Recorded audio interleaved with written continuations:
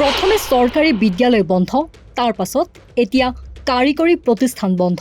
দেশত কেৱল এতিয়া শিক্ষা প্ৰতিষ্ঠান বন্ধৰ খবৰে বৃদ্ধি পাব ধৰিছে। ৩ বছৰত দেশত বন্ধ হৈছে শ কাৰিকৰী শিক্ষা প্ৰতিষ্ঠান। আন্তঃগাঁথনিৰ অভাৱৰ অজুহাতত বন্ধ শিক্ষা প্ৰতিষ্ঠানসমূহ। কেন্দ্ৰই নিজে দিয়া তথ্যক লৈ উদ্বেগ প্ৰকাশ সকলোৰে। কেন্দ্ৰীয় বিদ্যালয়, নৱোদয় বিদ্যালয়ৰ পৰা আৰম্ভ কৰি বিভিন্ন কাৰিকৰী প্ৰতিষ্ঠানলৈকে প্ৰসাৰিত হৈছে এই সমস্যা। উন্নত আন্তঃগাঁথনিৰ অভাৱত দেশৰ বহু শিক্ষা অনুষ্ঠান কাৰ্যত মৃত্যুমুখত পৰিছে। কেন্দ্ৰীয় বিদ্যালয় বা নৱোদয় বিদ্যালয়ত হাজাৰ হাজাৰ শিক্ষকৰ পদ খালী হৈছে। একেদৰে বিগত ৩টা বিত্তীয় বৰ্ষত সমগ্ৰ দেশতে শ কাৰিকৰী শিক্ষা প্ৰতিষ্ঠান বন্ধ হৈ পৰিছে। সোমবাৰে সংসদত এনে তথ্যই দাখিল কৰে শিক্ষা মন্ত্ৰালয়ে।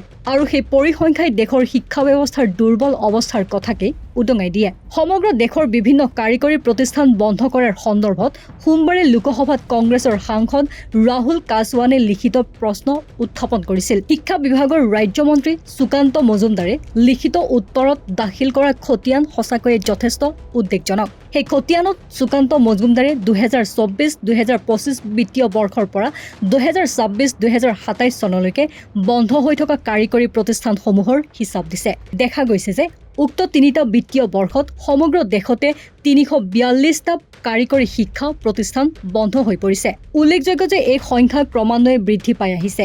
2024-2025 বিত্তীয় বৰ্ষত সমগ্ৰ দেশতে ৮৩টা কাৰিকৰী শিক্ষা প্ৰতিষ্ঠান, 2025-2026 বিত্তীয় বৰ্ষত 124টা আৰু 2026-2027 বিত্তীয় বৰ্ষত 135টা কাৰিকৰী শিক্ষা প্ৰতিষ্ঠান বন্ধ হৈ পৰিছে। 2026-2027 বিত্তীয় বৰ্ষত এতিয়ালৈকে বিজেপি শাসিত মহাৰাষ্ট্ৰত সৰ্বাধিক 35টা কাৰিকৰী শিক্ষা প্ৰতিষ্ঠান বন্ধ হৈছে। 2025-2026 বিত্তীয় বৰ্ষত 26টাৰে উত্তৰ প্ৰদেশ শীৰ্ষত আছিল।